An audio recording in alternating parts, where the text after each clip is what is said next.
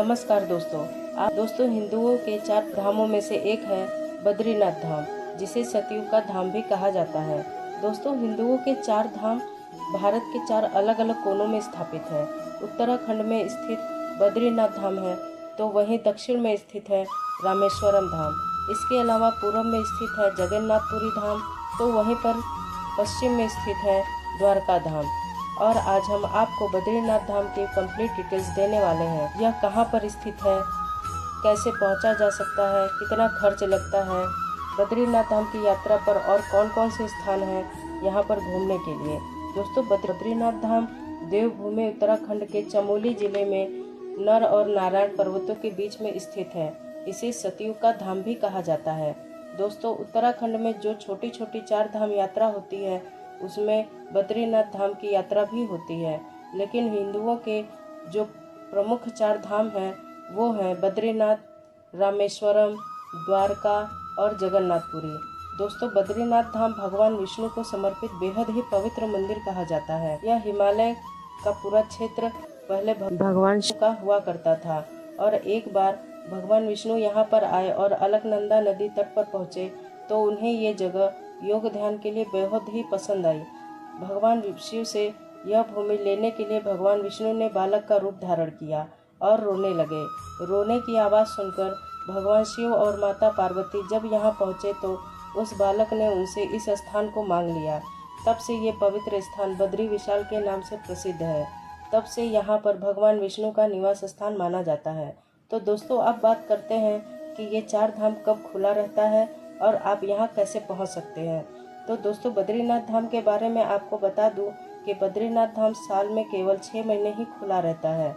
गर्मियों के मौसम में केवल 6 महीने ही इसके कपाट खुलते हैं। इसके अलावा सर्दियों में नवंबर से लेकर अप्रैल तक यहाँ के कपाट बंद रहते हैं।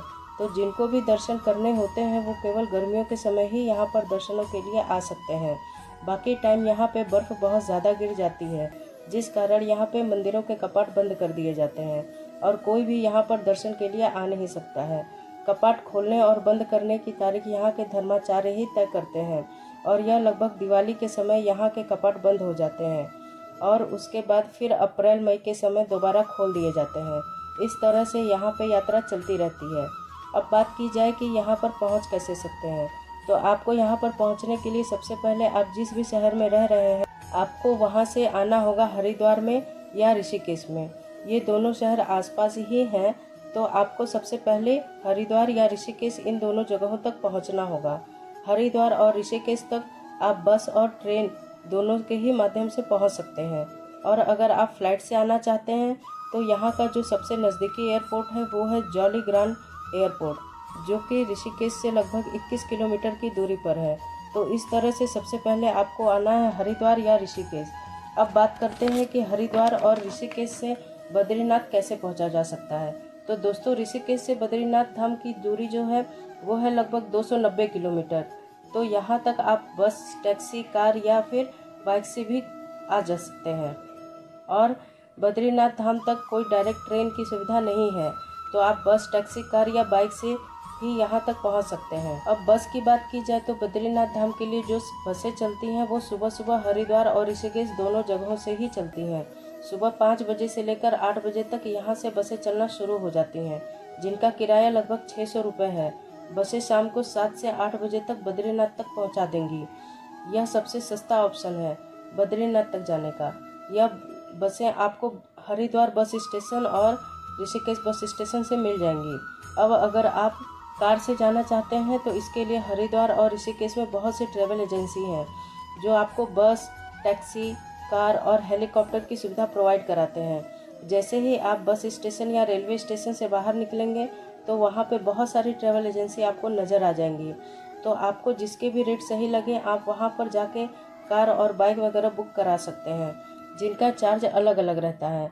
जैसे अगर कार की बात की जाए तो स्विफ्ट की जो कार है दिन का उसका चार्ज लगभग 3500 रहता है।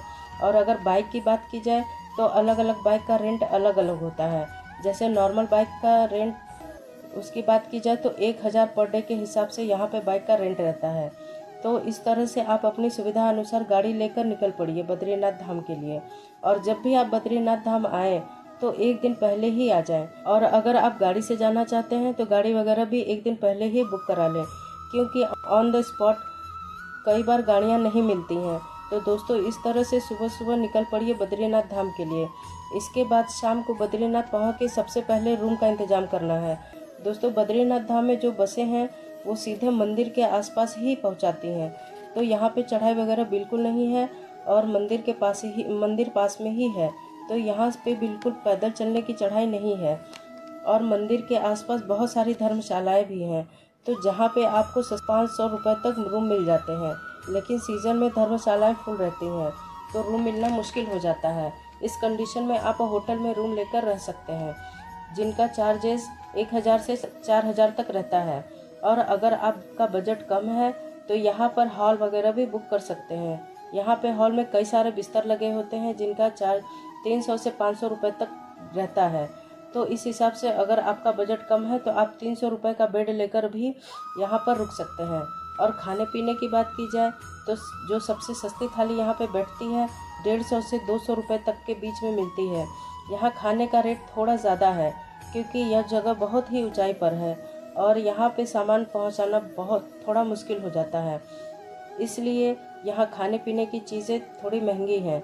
इसके बाद दोस्तों खाना खा के रात को सोने के बाद सुबह निकल पड़िए बद्रीनाथ धाम के दर्शन के लिए। बद्रीनाथ धाम में पैदल चढ़ाई बिल्कुल नहीं है और यहाँ से मंदिर बिल्कुल आसानी से पैदल ही पहुँचा जा सकता है।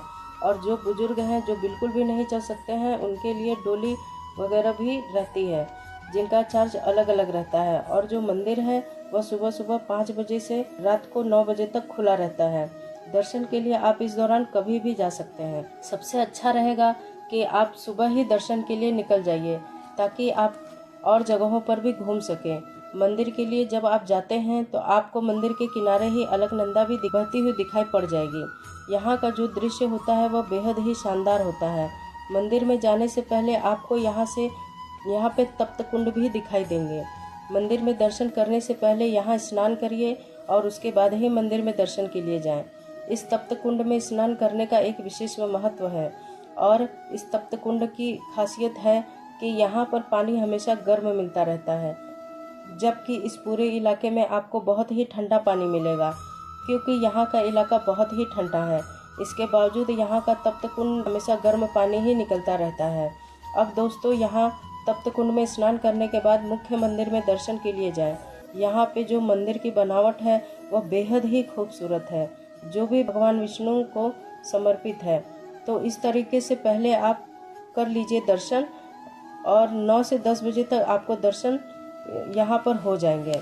अब आप चाहें तो यहाँ से 3 किलोमीटर दूर माना गांव में भी दर्शन के लिए जा सकते हैं, जो कि यहाँ का बहुत ही फेमस जगह है, क्योंकि इस गांव में बहुत ही प्राचीन मंदिर है।